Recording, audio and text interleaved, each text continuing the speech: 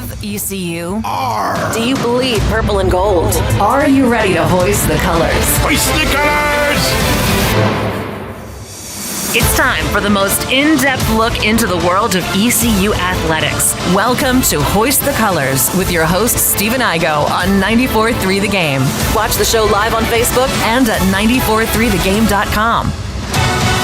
Here's Stephen Igo. Welcome in. It is Hoist the Colors on a Friday, October 24th edition of the program. We're live on YouTube, Facebook, and X. You got a question, comment, concern, drop it there. It's our final Football Friday show without ECU football on a Saturday, at least for the month of November ahead. So enjoy your final weekend without Pirate football for quite some time. There's been a lot of weekends recently without Pirate football. It's either been Thursday or no game. But we've made it through the month of October just about. Of course, Halloween next week. Pirates will return to action on November 1st at Temple. So we may discuss that a little bit. We also have Game 1 of the World Series coming up tonight. That'll be thrown out. The first pitch will by a Pirate. Trey Savage gets the start in a historic day for ECU football or ECU baseball. Trey Savage getting the start in the World Series against the Los Angeles Dodgers for the Toronto Blue Jays. In studio today, we've got our usual Friday guest, part-time Thursday guest, but now I think you're back to regularly scheduled programming, Bobby Harward, as no more Thursday game for the Pirates for now. No more Thursday games, which, I think I'm going to miss. I really enjoy being able to just watch college football on Saturdays and not have to glue into ECU to try to analyze and intently watch to make sure, I can discuss it on our Friday shows. And unfortunately, it's not as great of a slate this week as it was last week. Yeah, pretty mid's a good way to put it. I was going to say 6-7. I know that's the thing now. I'm going to have to kick you off the show. Yeah, we're muting the mics. Bye, Bobby.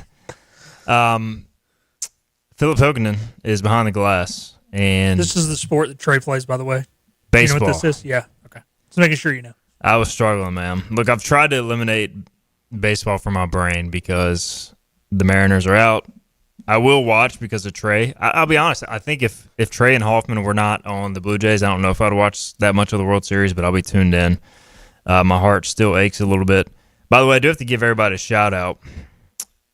The amount of people that reached out after the Mariners lost was like more than reached out like when I got married or like had a significant life event. So I appreciate everybody out there.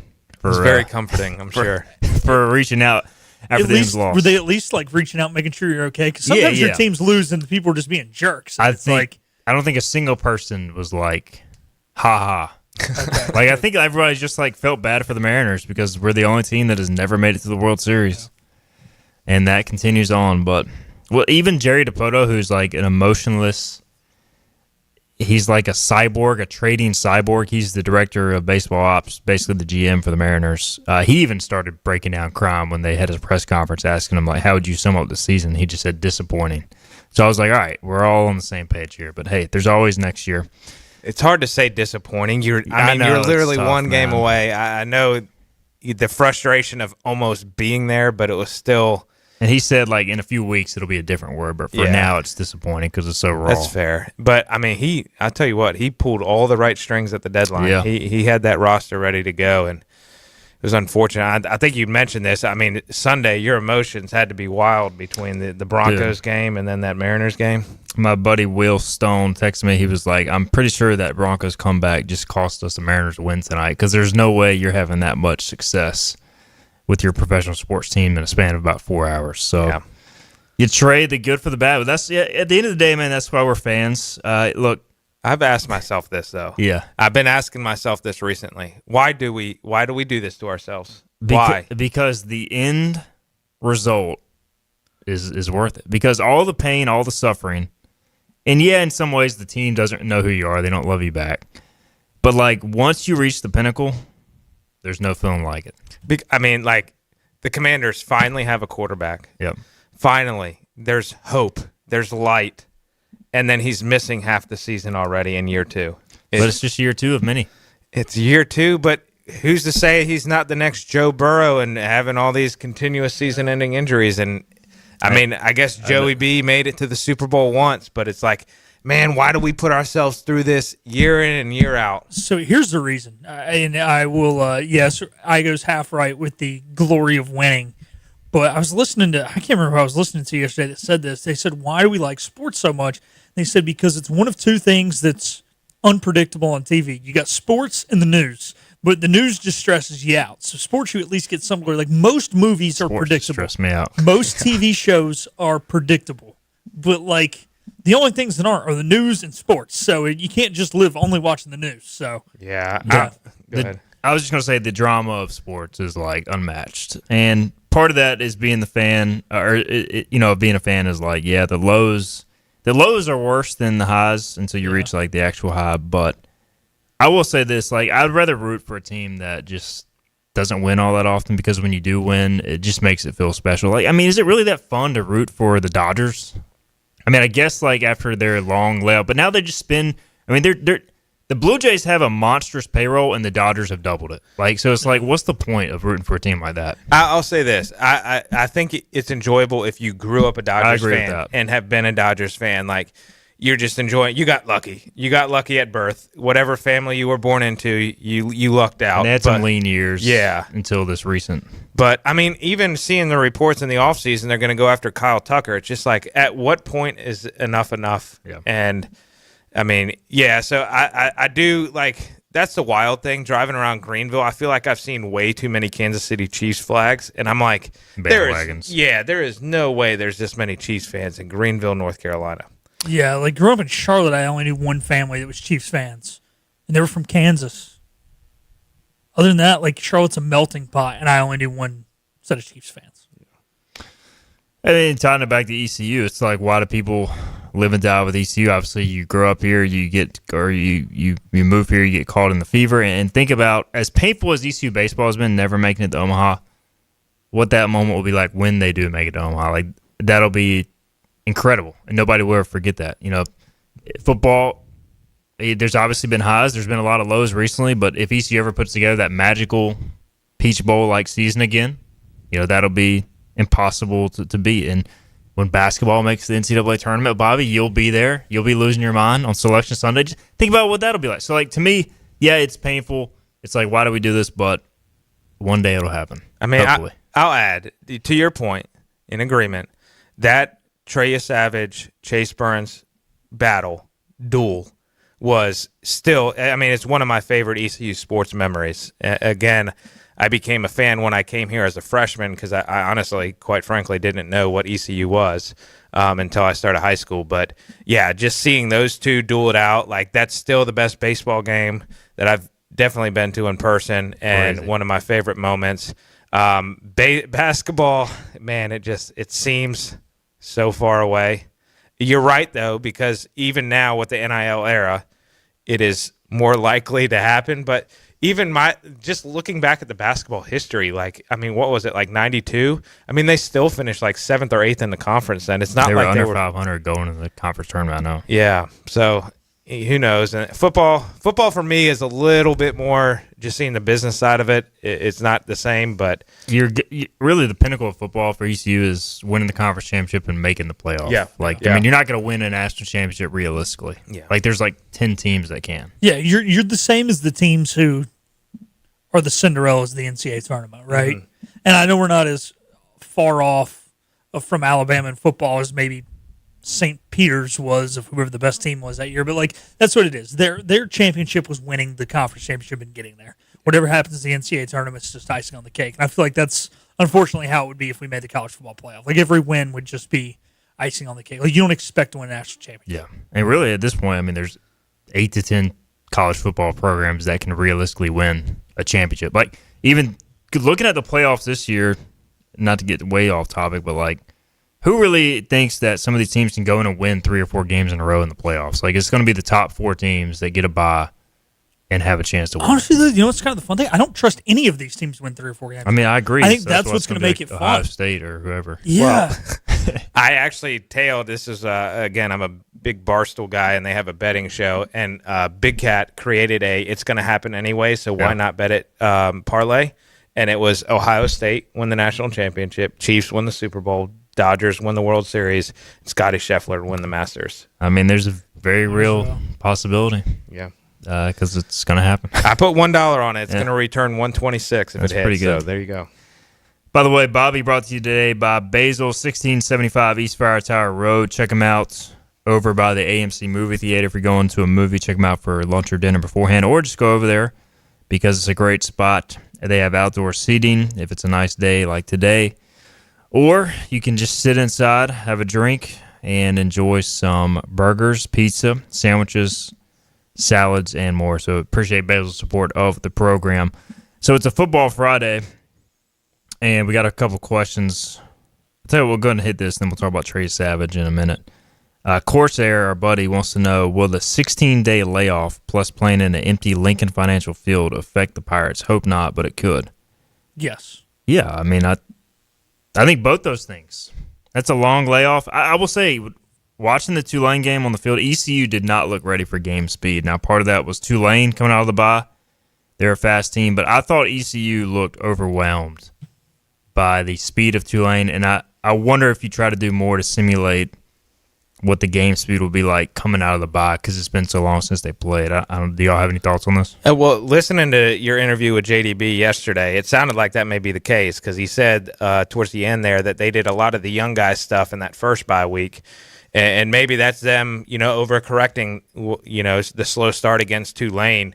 I think it's a catch-22 because at one point this 16 days is going to be fantastic. So for those guys that have bumps and bruises that may not have been able to play last week, but could play coming up next Saturday in Temple. But I think the biggest thing is, dude, that atmosphere is just dead. It's just a quiet place to play. It's hard to get excited because it just seems like you're playing in an empty stadium.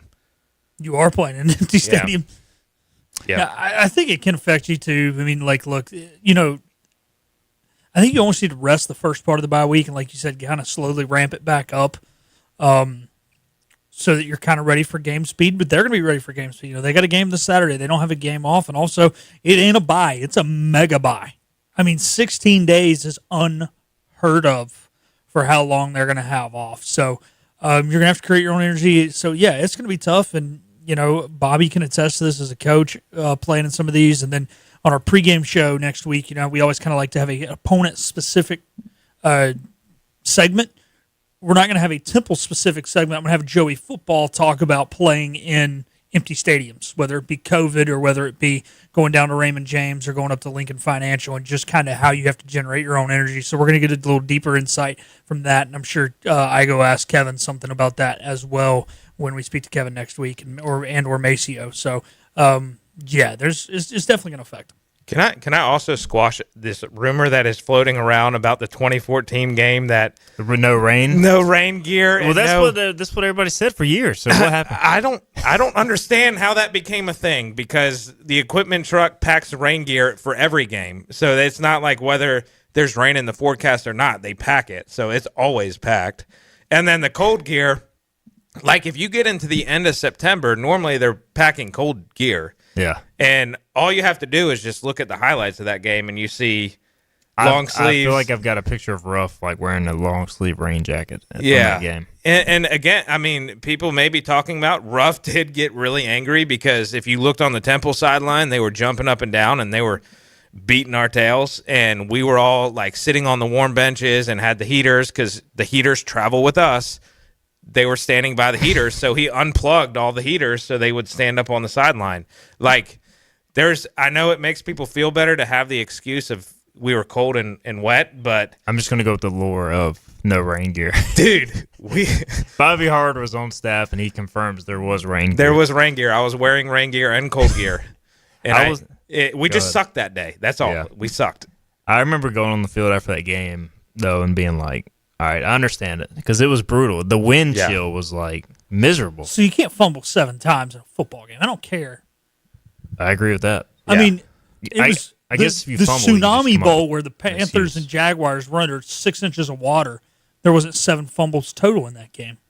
No, again, we just sucked. I mean, I think that's where it just comes down to. There was no excuse for it other than we played really, really bad, and I don't know if Didn't Zay have like his face mask ripped off on one of those fumbles or something though? I feel like I remember that on a kick return. He came to the sideline and his face mask was like off his helmet, and it was a fumble, but no face mask was called. But hey, rain gear. Rain gear. Which players don't wear rain gear either. So right. Again, Corsair says Temple very similar to East Carolina in the respect. I gotta read this first. Hunter says Breon Allen just fumbled by mentioning that game. I was gonna say I couldn't remember if it was Breon or if Reggie Bullock was still on the team, but somebody literally just took the handoff from the quarterback and it just squirted out of their arms. That was a bad day. Temple very similar to East Carolina in the respect that they have won the games they were supposed to win and they have lost the games they were supposed to lose. Yeah, I think the teams they have beaten are combined like 4 and 19, and the teams they have lost to are combined like 19 and 1 or something. Yeah, like that. so they beat UTSA at home, which is solid, but UTSA sucks on the road anyways. They've beat Howard, they've beat UMass, and they've beat Charlotte. Yeah, and then their losses are to Oklahoma, whose only loss is Texas, undefeated Navy, and undefeated Georgia Tech. So they're very similar to ECU, and they've beaten the teams badly, and they, for the most part, outside of Navy, but I still don't know is that good. They should have won that game, but they have pretty much gotten beat soundly by Oklahoma and Georgia Tech. So we'll see. They play Tulsa this weekend, back-to-back road games for them.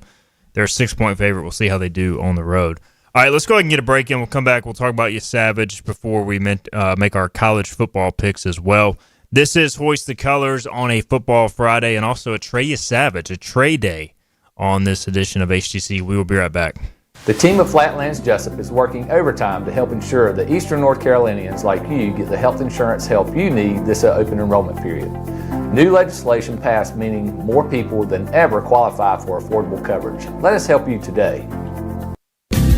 Big tax credits are back. Get a 30% tax credit, up to $2,000 off your new Mitsubishi electric heat pump install. Let Comfort Master help you take advantage of the tax credits with a qualifying Mitsubishi electric ducted heat pump or non-ducted Mitsubishi electric mini splits. Mitsubishi electric mini splits are ideal for bonus rooms, garages, or sunrooms. If you need a new HVAC unit, call Comfort Master today. Call Comfort Master. Call Comfort Master. You know what the problem is with standard belts? Usually you have to choose between too tight or the opposite, too loose.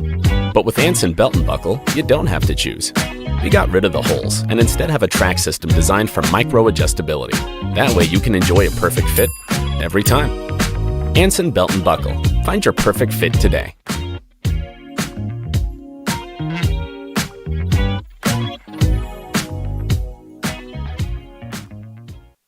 Healthwise Pharmacy rounds the bases with all of your infusion, retail, compounding, and medical equipment needs. Locally owned and operated by pharmacist Marcy Parker, Healthwise has grown to be your most trusted provider for infusion services. Currently providing in-home or on-site infusions in North Carolina, South Carolina, and Virginia. Visit Healthwise Pharmacy at 615B South Memorial Drive or call 252-295-0059 to speak to a patient service representative to find the option that best suits your needs. Tired of the 1-800 numbers advertising Medicare products? Flatlands Jessup has 6 offices all throughout Eastern North Carolina. Get face-to-face help from our local award-winning licensed team. Stop by today. Flatlands Jessup, your whole world covered. The best burgers around. Everyone loves a thick, juicy, and fresh burger. Tiebreakers does real burgers better than anybody. And don't forget about the cheese sticks, fresh salads, and more. So don't just go to any burger-themed restaurant chain. It's time to break the chain and eat local. Tiebreakers, burgers and sports at its best. Go Pirates! Arg! In this age of globalization, we've learned that bigger isn't always better. Ever tried to get phone help from a big corporation from a real person? Right. That's what's so nice about Phelps Chevrolet. After more than 50 years serving our community, Phelps remains family-owned and operated. Mike, Daryl, Wave, West, Allen, and Clay deliver hometown service and integrity, same as always. They share your experience, they share your values, and they are ready to help with any motoring need. Come get you one. Climb aboard as we set sail and hoist the colors. Ahar, matey! Back to the show with Steve and Igo on 94.3 The Game. All right, welcome back in. It is Hoist the Colors on a Friday. It's a football Friday, but it's also a trade day. We've got Bobby Harward brought to you in studio by Basil's, Philip Pilkington hanging out as well. Trey Savage will start. World Series, Game 1, pretty incredible, but he'll throw out the first pitch. Projected to be Shohei Ohtani on the other side. I'm trying to find the the Dodgers' last lineup against the Brewers where they faced a right-handed starting pitcher. This was at Game 2, I believe. Yep. This is the lineup Trey Savage will face tonight, at least something like this. Shohei Ohtani, Mookie Betts, Freddie Freeman, Will Smith, Max Muncy, Teoscar Hernandez, Tommy Edman, and Enrique Hernandez. So Kike. I love how they got it listed as Enrique. Well, that's his official name. Government name. That's what's on his taxes. So, we'll see, man. What are fair expectations tonight for Trey? What do y'all? First off, what an awesome moment for him. No matter what happens tonight, it has been an incredible ride and incredible success for Trey Savage. So, what are y'all hoping for outside of the obvious?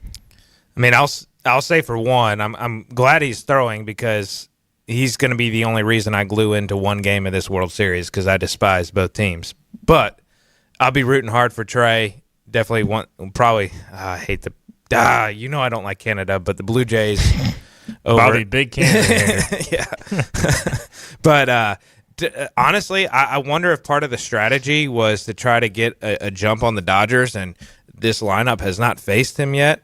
So the hope is like, hey, they've all faced Kevin Gausman, and they're going to know what to expect. And I worry he had that one bad start. What was it? Game 3 against Game 2 against Game Seattle. 2 against Seattle. It really was just the first inning that was bad. Yeah, and there was some arguable calls by the umpire there, but I'd probably expect something like that with the gauntlet of this lineup. But I think that would be a success coming out of this. I think it's just a really cool moment. Blake Snell will start for the Dodgers. What are you hoping to see tonight, Philip?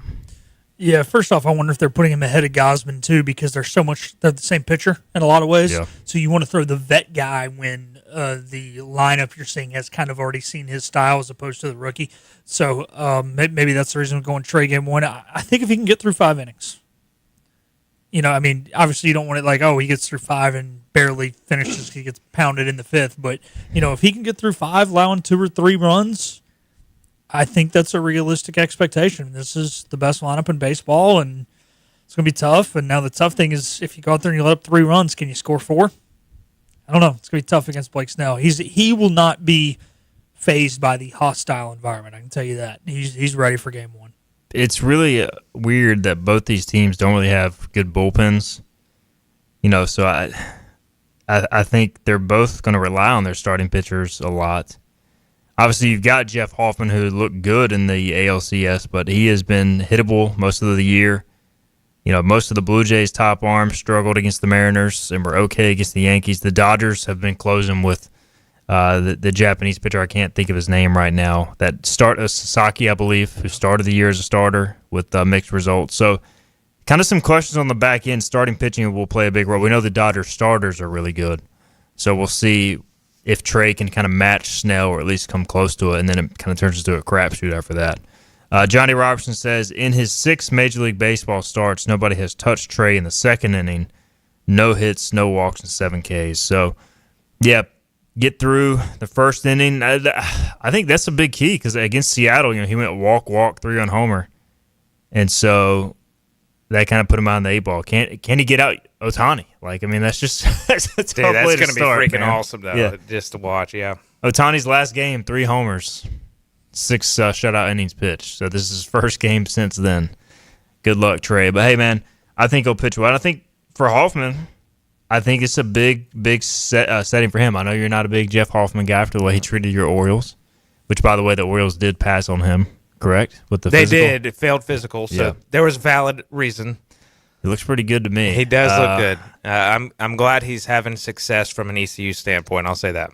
I think he's going to have to, similar to how he shut down the Seattle ALCS Game 7, I think he's going to have to close a 1 or 2 run game, maybe multiple times, to have a shot to win this World Series. And I'll be honest, against Seattle, all 3 strikeouts were Mariners chasing out of the zone. I don't know if you're going to get that luxury against the Dodgers. So I think Trey will be fine. One of my biggest questions is how does Hoffman do in a series like this, Phillip? The tough thing is going to be, you say he's going to have to go out there and get maybe 6 outs more than once.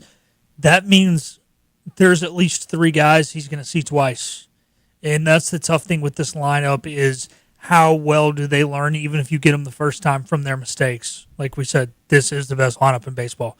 You do not want to see them twice as a relief pitcher. So now, obviously, it's not always going to be the same 9 guys in the lineup every time, but I think if you're the managing staff in Toronto, you've got to be selective as to who he gets twice. He is a good pitcher. He's a solid closer, but this isn't Mariano Rivera where, it's like, well, who the hell cares how many times this guy's seen him? It's Mo. Yeah, that's not Jeff Hoffman.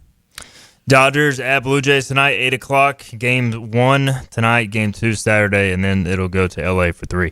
Let's go ahead and get a break in. When we come back, we'll make our game picks for college football this weekend. What games are we most intrigued by, and what side are we on? We'll get a standings update as well. We make these game picks every Friday. We'll see how good I am at college and terrible I am at NFL and where Phillip and Bobby stand as well. After this is Hoist the Colors.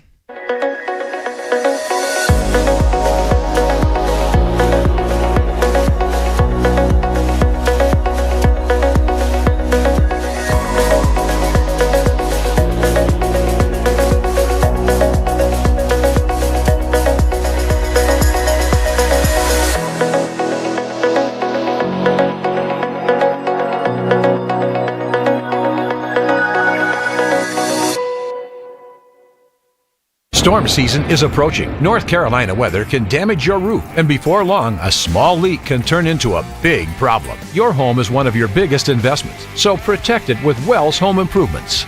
We work with all insurance companies for a hassle-free roof installation experience.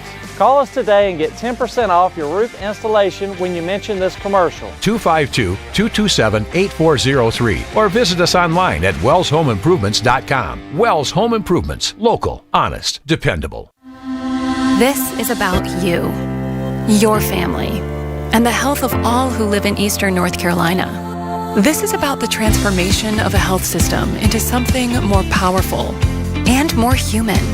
About creating new ways to treat disease and keep you well. This is about ECU Health, which is to say, it's really all about you. ECU Health. Minds, hearts, purpose. You have a choice when you invest in insurance, and when you choose First State Insurance Advisors, you're working with people you can trust. Clark Stallings has deep ties in the community. His team, including Keaton Smith, Regina Asby, Phil Leyva, Max Joyner Jr., Max Joyner III, and Ginger Smith, provides knowledgeable and professional advice. First State Insurance Advisors is an independent insurance agency. They offer all types of personal insurance as well as various types for business. Call or email First State Insurance Advisors today. We want to be your trusted choice agency. Acre Station Meat Farm, along with Lane Angus Beef, bring you Farm to Fork Beef. Stock your freezers now with affordable beef boxes just in time for the grilling season. Farm to Fork Beef brings quality local beef to your family. From your traditional butcher shop, Acre Station Meat Farm.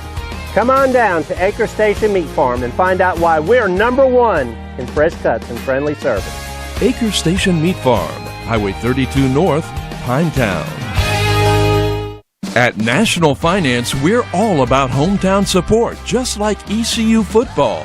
National Finance helps us win on and off the field.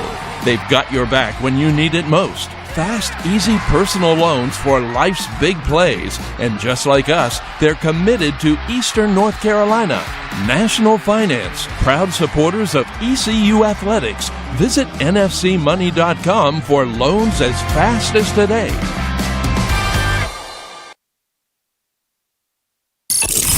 Pirates play here. Arr! This is Hoist the Colors Radio with Stephen Igo. Yes! That was so good! On 94.3, The Game. Welcome back in, Hoist the Colors on a Football Friday. It's time to make some picks. We got Bobby Harward in studio, brought to you by Basil's, Phillip Pilkington producing. And before we make some picks, can we get a standings update? And we can just read college. I mean, we don't need to really read NFL, do we? Let's just read the whole for sake of time. So I am through 90 games, 46 and 44, and both of you guys are 43 and 47. It's all right, still within striking distance. Yeah. But below 500. Bobby and I, okay at college, okay at the NFL.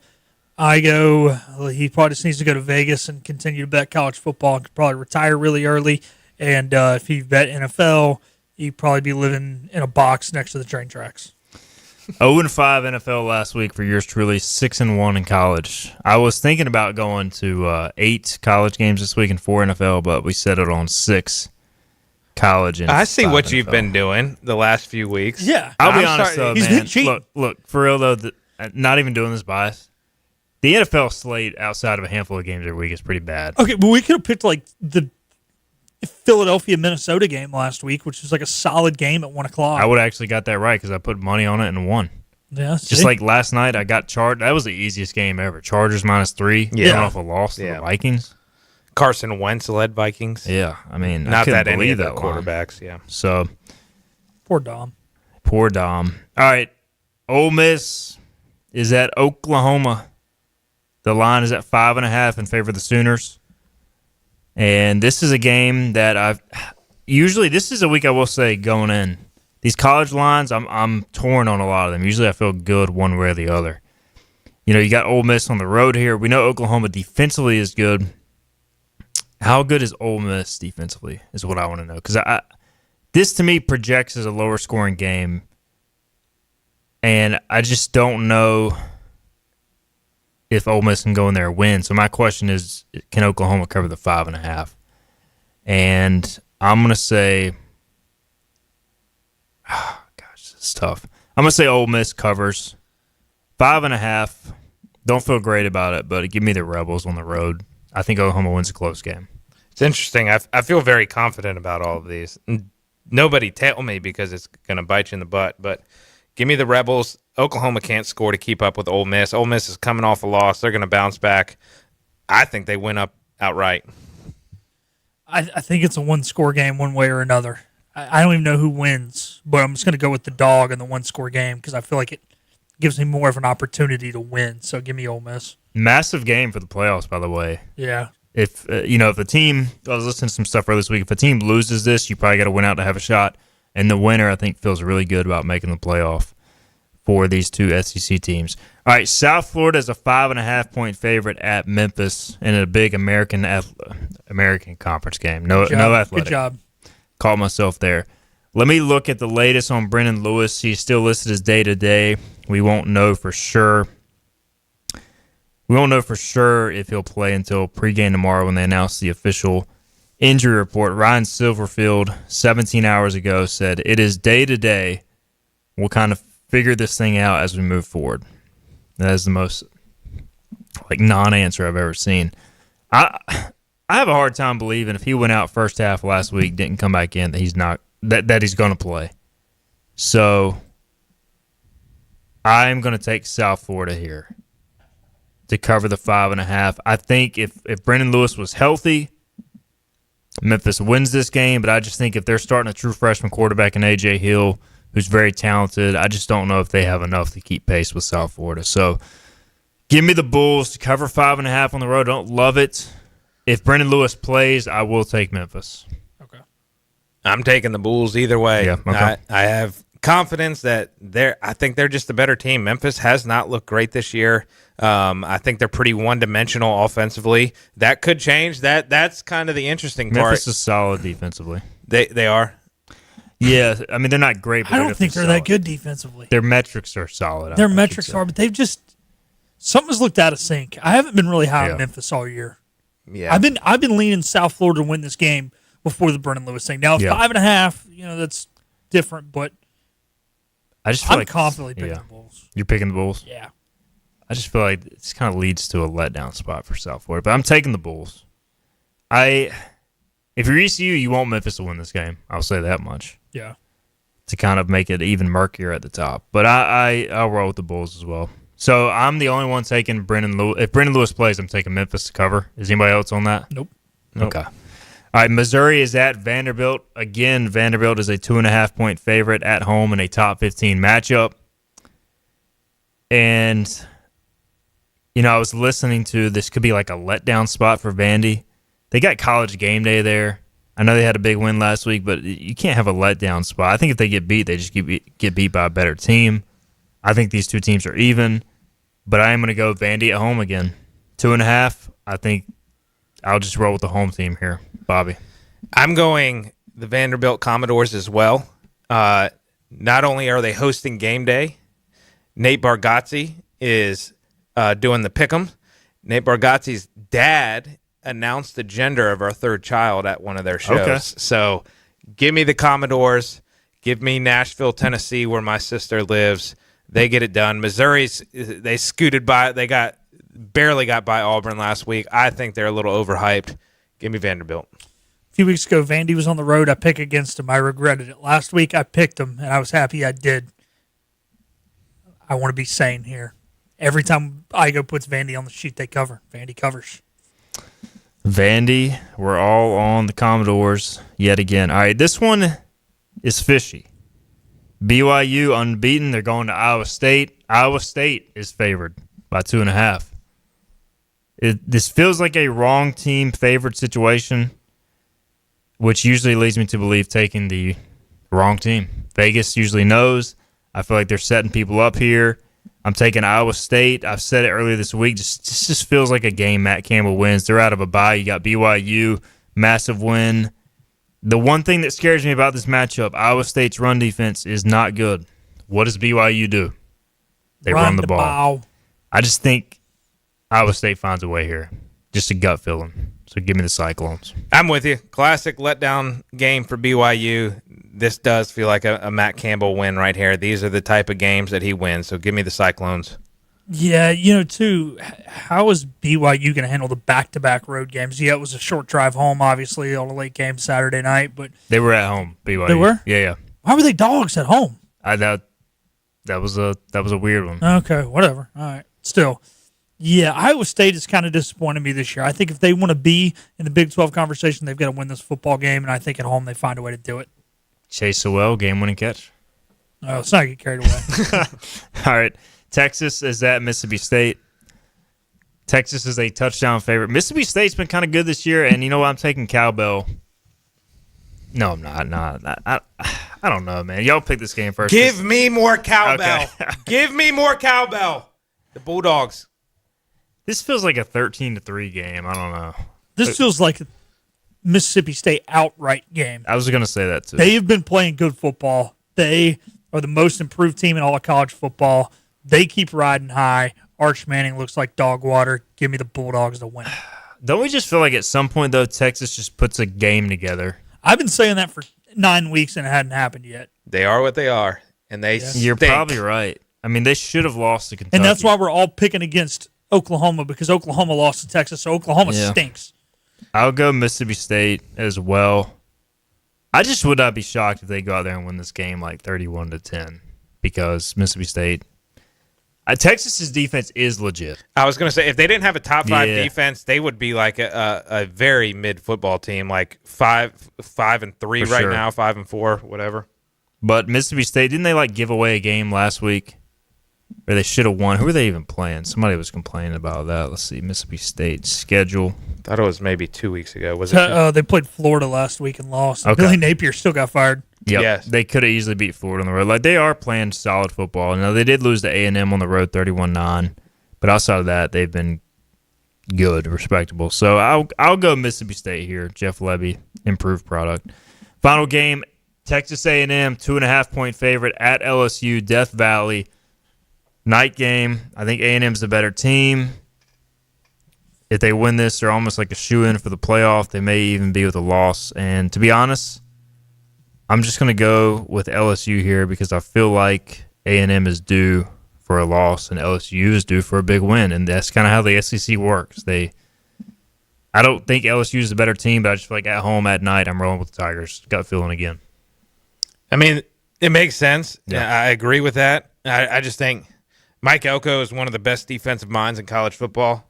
LSU has struggled offensively. I think they're going to draw some stuff up. The Aggies are. I think the Aggies take this one in Death Valley at the end of the year. Mike Elko packs his bags and heads to Happy Valley. Wow. I think that Brian Kelly is coaching for his job. In desperate times, calls for desperate measures. They're at home. Give me the Bayou Bengals. All right, there are your college picks. We have Benjamin in the chat who thought ECU plays tomorrow. Next week, Benjamin. Next week. I wish we had a Saturday, October game, but really LSU and A&M's like the only good night game this week. There's a pretty weak night slate. So if you're looking for there's a World Series game tomorrow night, so that is true too. But Trey's not pitching, so if you're looking for a date night with the wife, good Saturday night. Significant other, go for it Saturday if you can get reservations. All right, Benjamin also says LSU rolls. I don't know if we should trust him because he also thought ECU played. But yeah, I don't think they roll. I mean, they might win, but it's just been a weird schedule month. And Free Taco Hirsan says if Blue Jays win World Series and Jeff Hoffman has one save, Bobby should forgive Jeff Hoffman and acquire a Jeff Hoffman jersey. I don't think that's going to happen. I would take a Jeff Hoffman jersey if somebody wants to pay for it. I will not be spending my money on a Jeff Hoffman jersey, but I will do the first part, and I'll publicly apologize. Bobby will publicly apologize, and he will accept a free Jeff Hoffman jersey. He will not buy one. Would you rather accept one that's not a Blue Jays one?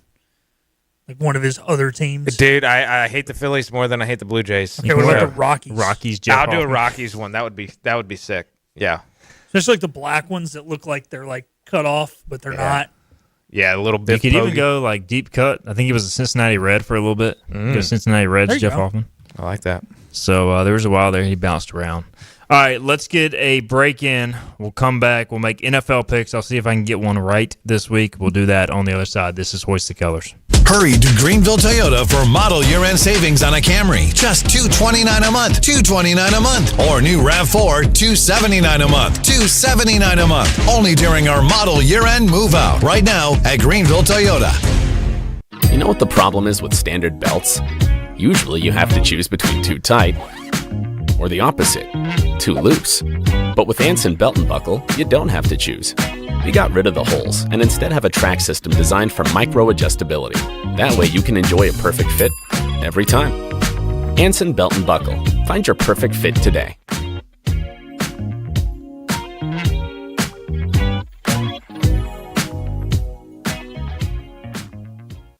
Daughtridge Gas and Oil has been your dependable propane supplier for 95 years. Their trained technicians can service and properly install all your propane and natural gas appliances. Plus, Daughtridge Gas and Oil is your backyard expert with fire pits, grills, smokers, and more, including quality outdoor furniture at their Greenville Patio and Hearth Shop at 1901 Charles Boulevard. Go by and see the knowledgeable staff at Daughtridge Gas and Oil for propane delivery or call 756-1345.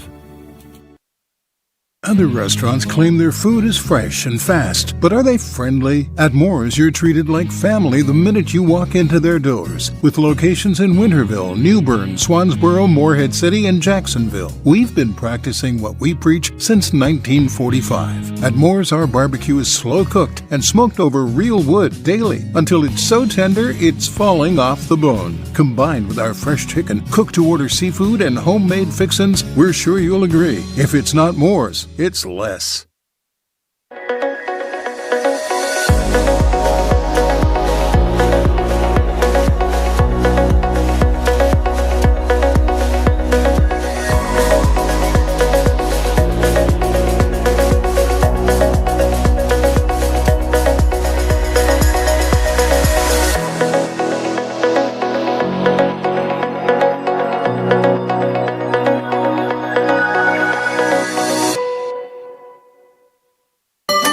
Your confidence makes everything look good.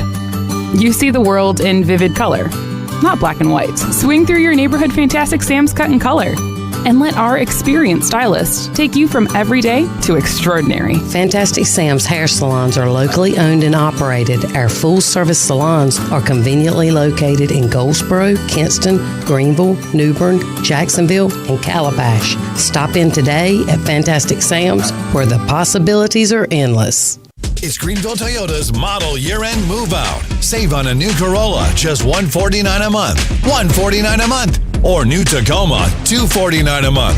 $249 a month. Now get them. Everything you need to know in the world of ECU athletics. This is Hoist the Colors with Stephen Igo on 94.3 The Game. Is our final segment here. It's about punching my computer off my desk. Getting too excited about making some NFL picks. It is our final segment. Bobby Harward's in studio, brought to you by Basil's. We've got Philip Pilkington as well. And I am curious, Bobby, as we got NFL picks on the way.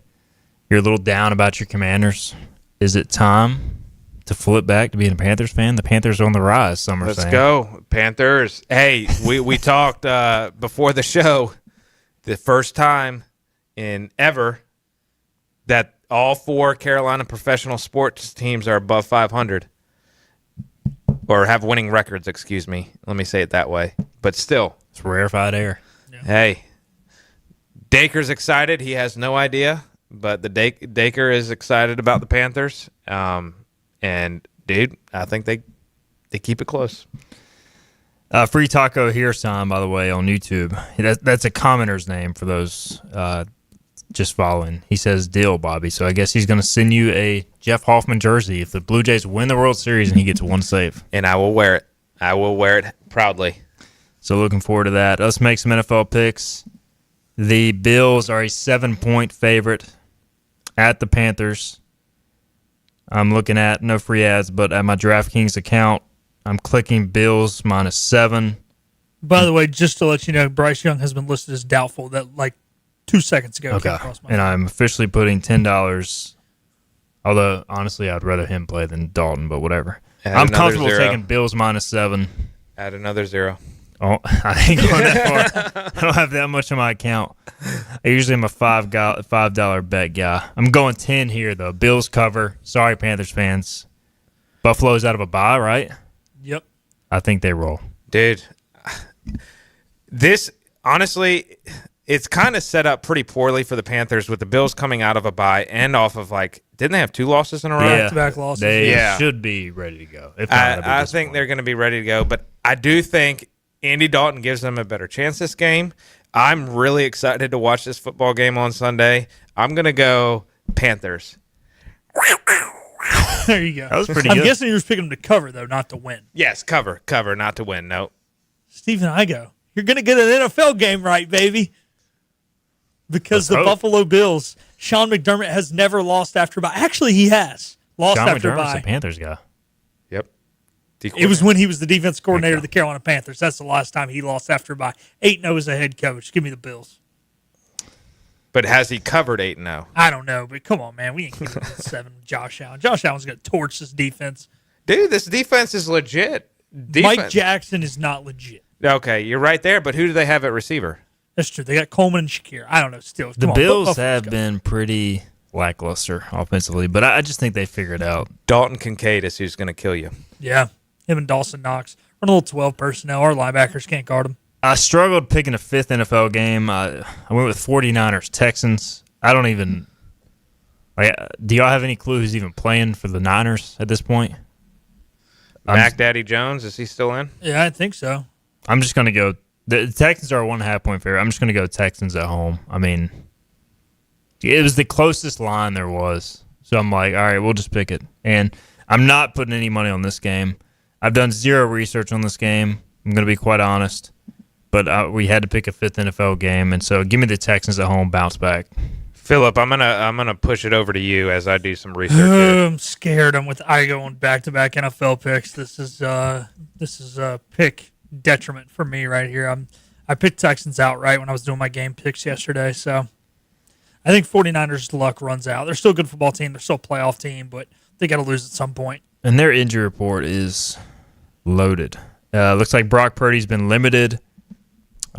Mac Jones has been full, and pretty much every other player on the roster is listed in some form. So Mac what's Jones, quicker, to read the entire Bible or to read the 49ers injury report? Probably the Bible. So, yeah, I'll just go with the Texans, but I just don't like either of these teams, to be quite honest. Yeah, I'm looking at just their overall record. It's weird picking a 2-4 team against 5-2, but I'm going Texans. They've lost to all good football teams. Yeah, that's fair. And close, right? I mean, they've lost to the Rams. They've lost to the Jags. They've lost to the Colts, I think. Don't quote me on that one. There you go, Jansen. The Jags are a good football team. You heard it from Philip. I've admitted that I was wrong. The Texans are a weird team. Like, they're also the Seahawks on Monday night. But their only wins are over the Titans and the Ravens. And the Ravens are just beat up. But they lost by a point to the Bucks, to the Rams, to the Jags, and the Seahawks. So, yeah. I think this is a must-win situation for them. Like, if they're kind of entering that territory. So, did you make a pick? Yeah, Texans. Okay, so we're all in the Texans. The Cowboys are at the Broncos. Broncos are 3.5-point favorites. Dallas has not won in Denver since 1992. They have not beaten the Broncos overall since 1995. And look, for Denver, it's just a matter of are they going to play the first three quarters. They're wearing the throwbacks. Denver's going to win this game. It's just a matter of by how much. I'm going to go Broncos to cover 3.5. I think anytime you got the Cowboys rolling into Denver, the fans are going to be amped. The team's going to be ready. Dallas's offense is scary, but I do like Patrick Surtain can shut down at least one of their elite receivers, and then I'll take my chances for the other one. So give me Denver, 3.5. I like it, and I'm with you. I think Cowboys kind of are riding high off of the Commanders game. They feel like they're back in the playoff hunt just to get let down again. Those jerseys should be undefeated in those jerseys. They're beautiful. Sweet. Don't let them win this game, Igo. Last time they beat you, they won the flipping Super Bowl. Well, Don't let them win this game. Give me Denver.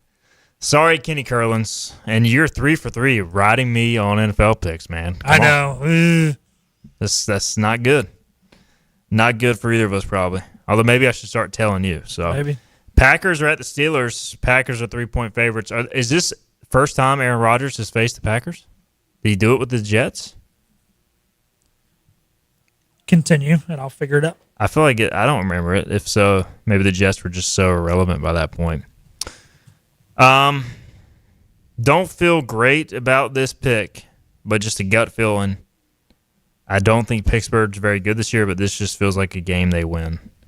He has not ever played the Packers. Okay. Aaron Rodgers, revenge game. I don't even know if you can call it that, but you say you're picking Pittsburgh? I am picking Pittsburgh for some reason. You know, I'm actually with you. They blew it. Pittsburgh blew it and had no business losing. This is a classic Mike Tomlin bounce-back game. Not only that, Green Bay was on the road last week in Arizona. It's travel back. And then traveled back all the way to the East Coast. I think Aaron Rodgers' teammates love him and are going to want to take care of business for him. Do they love him, though?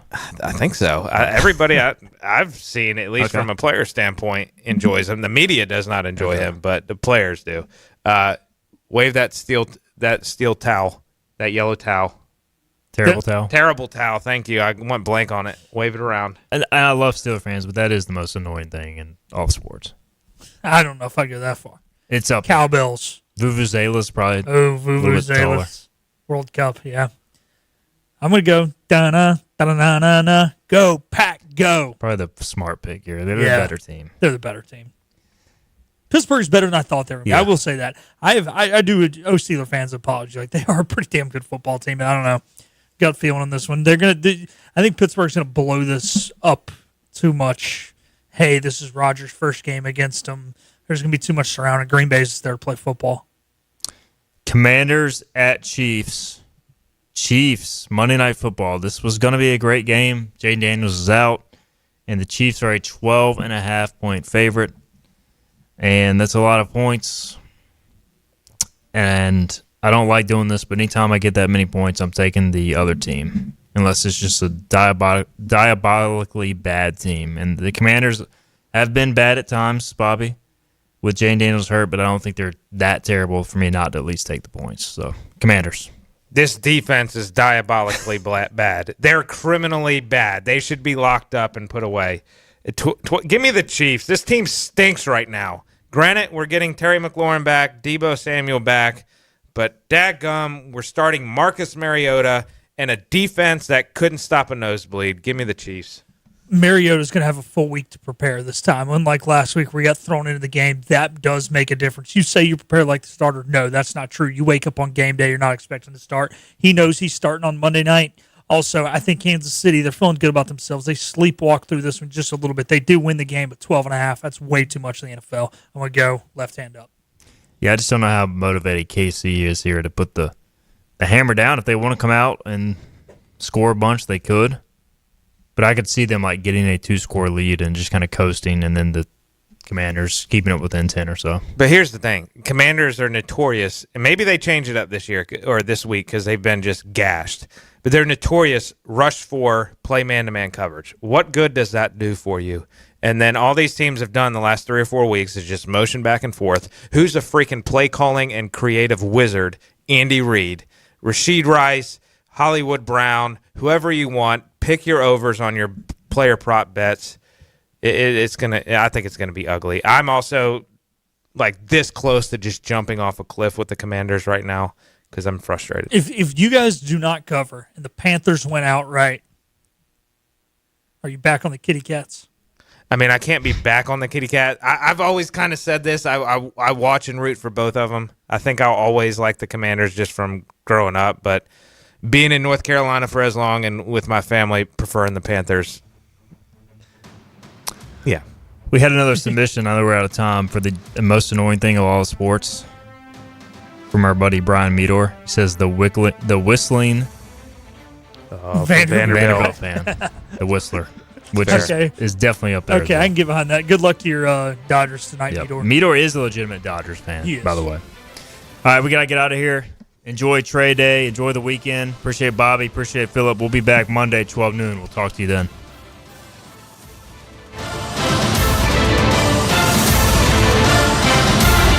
This has been Hoist the Colors with your host, Stephen I.